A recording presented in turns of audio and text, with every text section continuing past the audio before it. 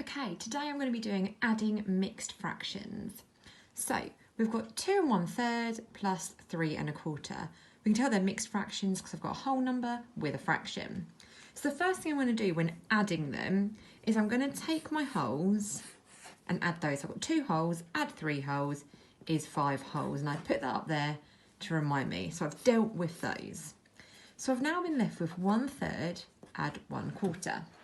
Now we know that we have to have the same denominator. At the minute they're not the same.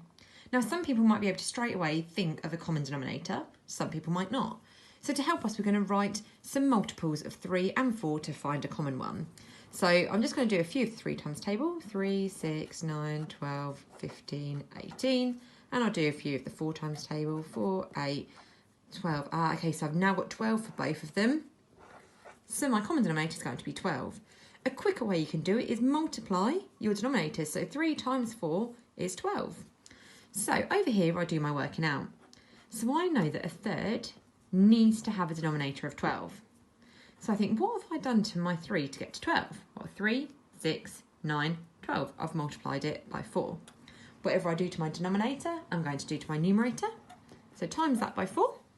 I've now got 4 12. So this third is now 4 12. And I like to keep everything in line so it's nice and easy for me to follow.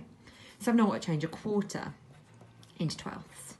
Again, I think, how did I get from my 4 to 12? 4, 8, 12, multiplied it by 3. What I do to my denominator, I do to my numerator, times it by 3. 1 times 3 is 3. So I'm now adding 3 12ths. All I've done is find equivalent fractions here. I can now add straight away. So when adding fractions, my denominator stays the same. 4 plus 3 is 7. So I've got 7 12ths.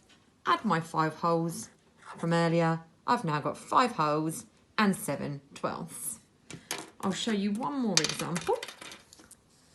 So let's have a go at 3 1/5 plus 2 3/4. So again, take my wholes out, 3 wholes and 2 wholes. Again, we've got ourselves 5 wholes. And then we've been left with 1/5 plus 3/4. So I've got to find my common denominator. So again, you can choose which method works for you. I like to show my multiplication so I know that I've got everything right. So do a few 5 times tables, 5, 10, 15, 20, 25. Do a few of my 4s, 4, 8, 12, 16, 20. And we've found ourselves a common denominator. So 1/5 we've got to change into 20ths. So what have I done to my 5? 5, 10, 15, 20. I've multiplied it by 4. What I do to my denominator, I do to my numerator. 1 times 4 is 4. So I've got 4 20ths. Now I've got to change my 3/4 into something over 20. Count up in my 4s. 4, 8, 12, 16, 20. So I've timesed it by 5. Do the same to my numerator. 3 times 5 is 15. So we're adding 15 20ths. So 4 add 15 is 19. Keep my denominator the same. Remember to put my wholes back in. 5 wholes and 19 20ths.